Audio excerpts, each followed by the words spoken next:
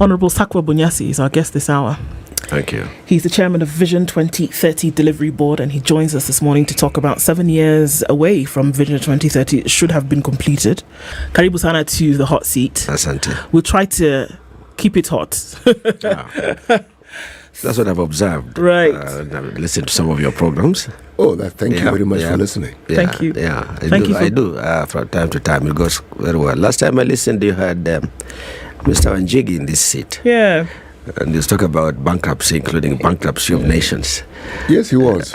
Yes. Certain decisions to be made, right? Yeah, things like that, yes. I heard him say that. And certain facts to be faced. So in the year 2000, Vision 2030 was launched. Yeah. Officially. 2008, 2000, yes. Yeah. And said that by the year 2030, certain things were going to happen. And if I look at Kenya Vision 2030, from the very beginning, one of the things it says is that Kenya Vision 2030 is a long-term development blueprint for the country, and is motivated by a collective aspiration for a better society by the year 2030. The aim of Kenya Vision 2030 is to create a globally competitive and prosperous country with a high quality of life by 2030. It aims to transform Kenya into a newly industrializing middle-income country, providing a high quality of life to all its citizens in a clean and secure environment. Very good. Isn't it? That's the vision. That's the vision, yes. And the dream. And the dream. Yes. It's now 2023. True. Are we still dreaming? And when are we going to wake up? I guess is the question. And where are we in terms of this dream? The process of development requires continuous dreaming, in the sense that you have to build hope and seek to realize it at every stage. It is a process. The expectations of Wananchi are that it should be an event, one in which you set up that target and you cross it. I've already crossed the Rubicon here and therefore I'm done. No, it's a continuous and very fluid process, as a matter of fact. We are now 7 years away. There have been areas in which, and I will not go through a scorecard today on every item, but just broadly speaking, there are areas in which there has been a fair amount of progress towards what was expected. In the infrastructure department, for example, so to say, section of things, we've had roads built. There may be additional issues of distributional quality and so on, but we have roads built. I think we now stand at about 25,000 kilometers that were done, for example, in the last year and a half, and many more progressively. This is not the accumulation of all the roads, but just saying where we are on an annual basis. We have infrastructure around ports, like in Lapset, trying to open up the northern corridor, and so on. So there's a lot more to be done, but there's been steady progress in that respect. We have had some of the gains people might have forgotten, but this goes back to the time when we got a new constitution. The preparation of that constitution was the first event, precursor, but also the sort of first opening success, you'd say, that Kenya was now seeking to have a predictable political environment in which they can now plan and dream, as we say. And that, I think, has gone, generally speaking, has gone quite well. It's given us this opportunity to debate things and disagree while we're within the same stable. I think that has been really a major development. The education sector, revolutionizing the primary sector, the CBC came in. The CBC has come in with, as you know, a lot of debate and so on. But that's the nature of development, that people are people don't like change, especially rapid change and so on. But that's part of what was intended. There has been a greater realization on the blue economy, the so-called blue economy, which is an attempt to harness the resources in the sea and the water bodies, the aquatic side of things, progressively. Now, there is still a lot more to be done, and it won't all be done by 2030. 2030 shall not have become clearly and unarguably that we are a prosperous nation, but we are a nation seeking prosperity. and chipping away at what needs to be done to provide better and higher incomes. And this is an interesting time to discuss this, because we are at a time when whatever this journey was, whatever dreams might have been, we may have been, sort of woken up broadly by the events that, engulfed the region, the world, including Kenya as well. First we had the COVID issues that came out of the blue and hit the sort of Tilpiga Butua, we don't know from which side. That was one. Then a drought has been raging, and so there are many things. There are many shocks. There are many ways in which you can destabilize or shake up people from their dreams, as we said. Cost of living has been rising, not this year, not last year. It's been rising over the last 5 years. It's been creeping up quite steadily. I know that for a fact, because having been in Parliament and I was in committees that looked at questions that are related to this. It's just that we did not we thought this is a passing cloud, but this needed to be addressed. And I think it has come to a point where it is, I would say, I would hope it's at its peak, and can only get better. It has to get better. Sure. So, but this is something that doesn't come up overnight. It's something that you turn your blind eye, and then things sort of grow. Now, those become, when they hit you like they have in the last year and a half, too, everybody begins to focus on that. But in the order of development, if you're looking at a 30 or 20-year horizon, this just becomes a slight blip in it, a painful one to live through. It's like flying through a turbulence. And right. You kind of think, this is there. Then after that, oops, you begin sipping your tea or whatever it is you're going to do. So are you saying that the turbulence then does not scuttle the dream? Because no, it doesn't. It doesn't scuttle the dream, so you're saying it's going to happen. The dream will still come, must come. We must aim for it.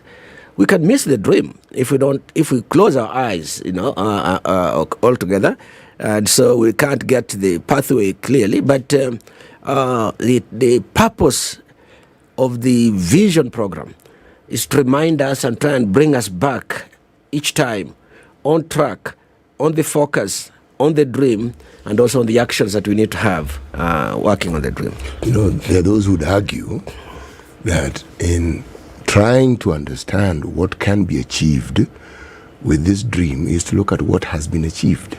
Because that's a clear pointer. Because if you had this idea and some of them have been actualized, and you can point and say, well, this has been done, this has been done. Yes. I am sure you have such a list.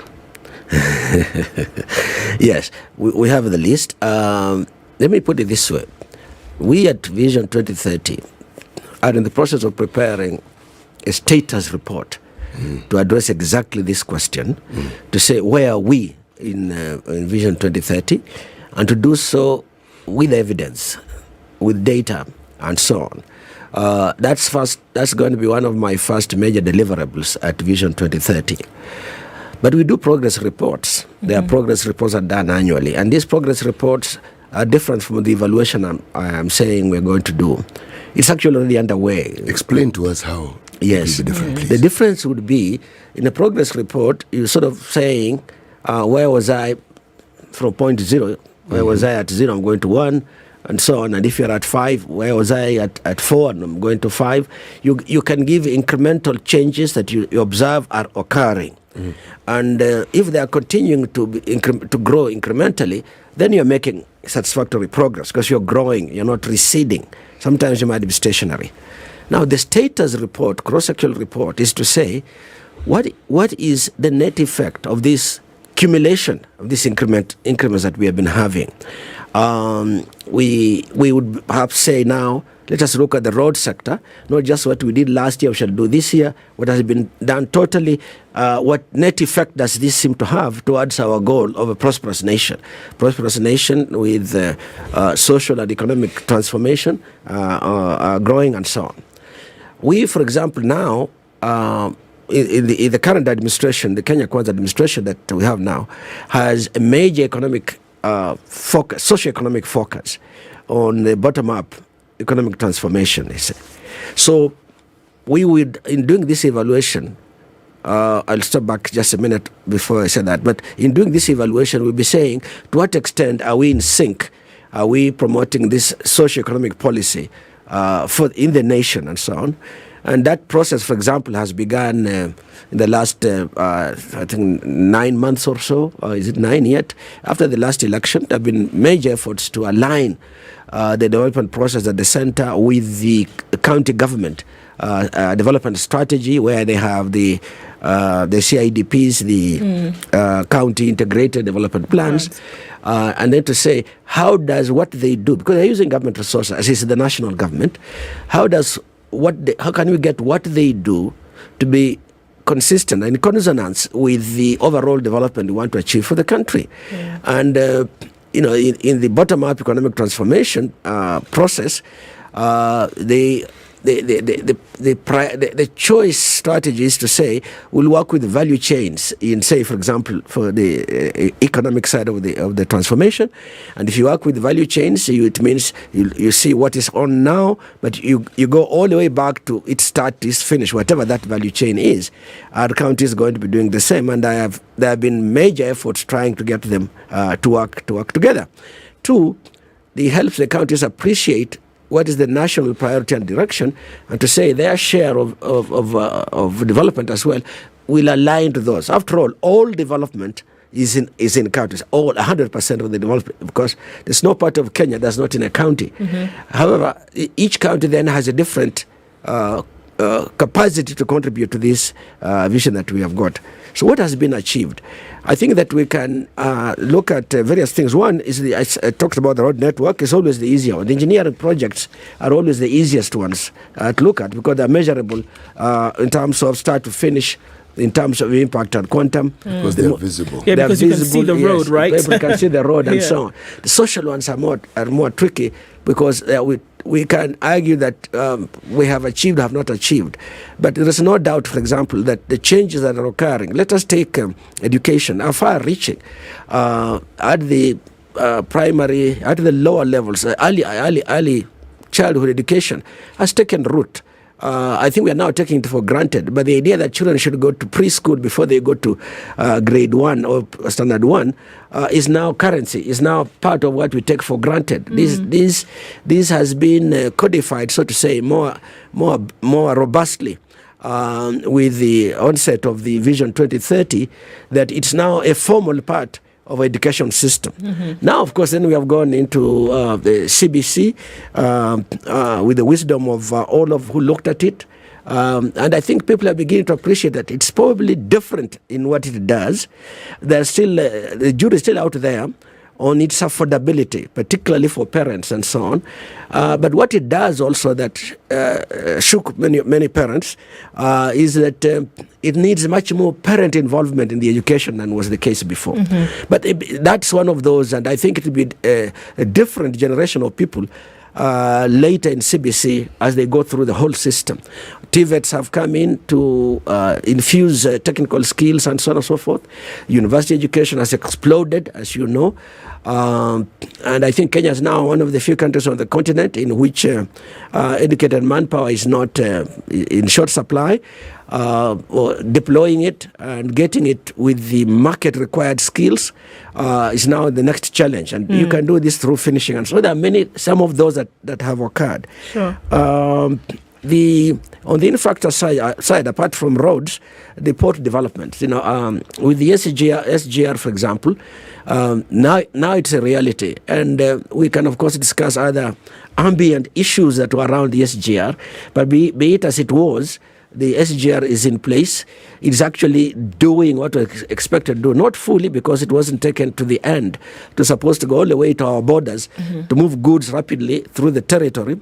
It has settled down for the time being at Naivasha. I would imagine that the next phase of it would be to get it off to Kisumu, to connect on the lake, to get it off to Busia in Malaba, to connect it, Malaba and Busia, to connect it to the western growth poles of this country, Uganda, Northern Sudan, Southern Sudan. So there are such plans in the offing. There are those plans. So they are part and parcel of what this is all going to be about. I want to look at the plans, because when you talk about a vision, usually the plans then essentially are what deliver this vision. Yes. Vision 2030 does have plans.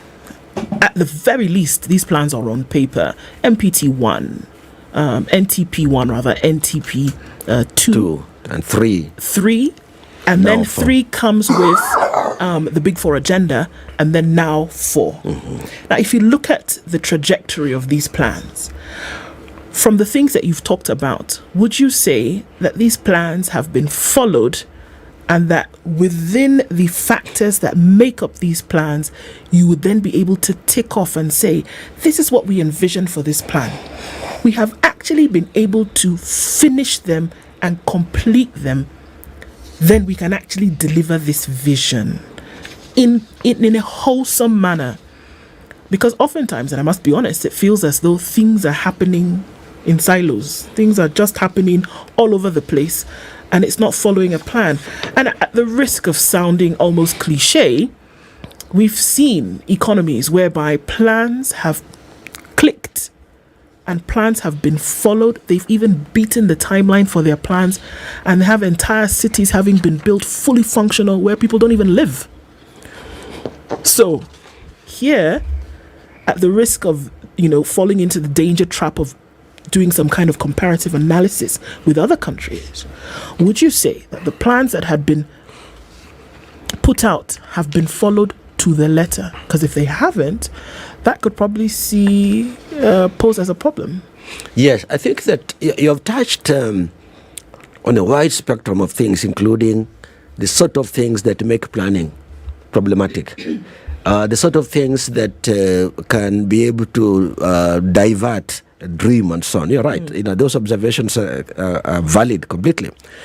One reason why, when, as you know, the first president that initiated this long-term vision thing was President Kibaki.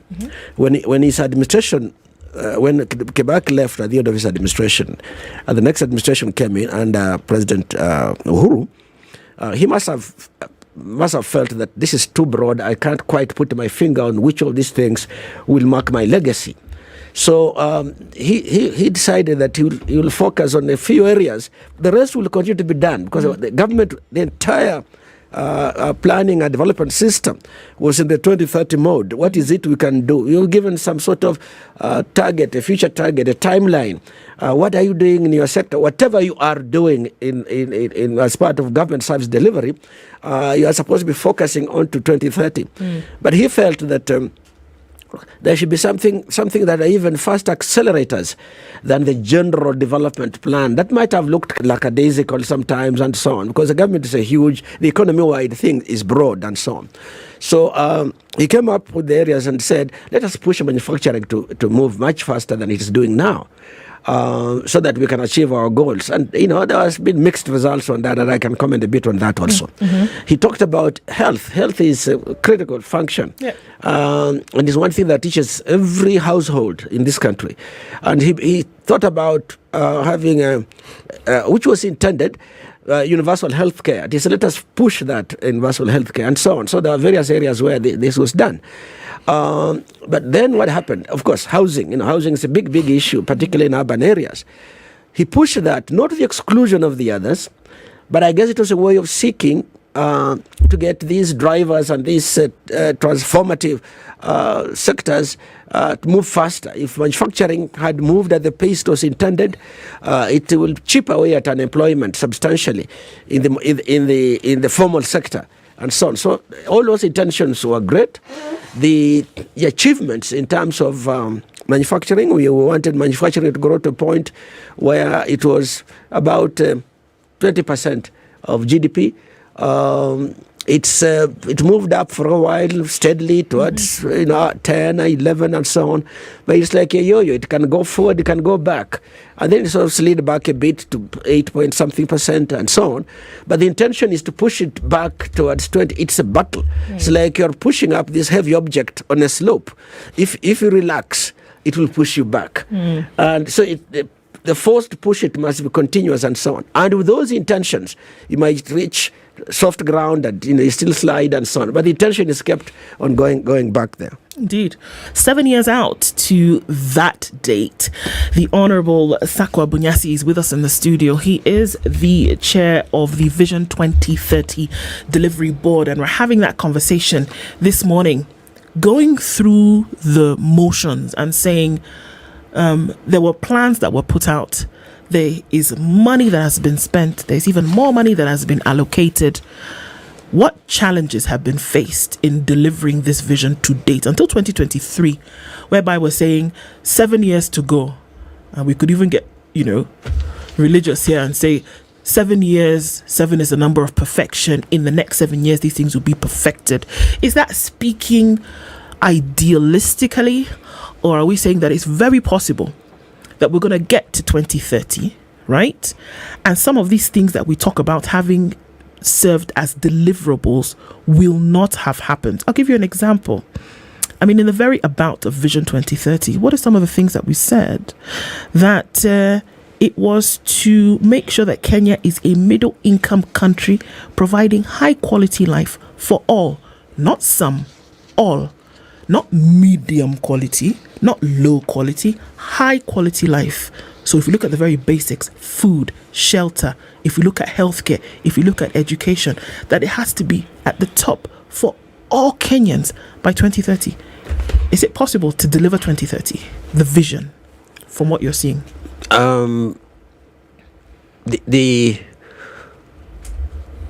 It is problematic to deliver it to the letter as you stated, which is really the intention. That's the goal. Vision 2030 stated, though. Not yes, me. Yeah. You've just read it out for us. Yes. Just thank you very much, in fact, for that reminder. I'm sure to our audience also it's very useful. Yeah. We want to be a middle-income country. Yes, we're a lower middle-income country. The idea is to be higher within the middle. There's the lower and the upper. We want to edge up even more and be solidly in the middle with little risk of sliding back.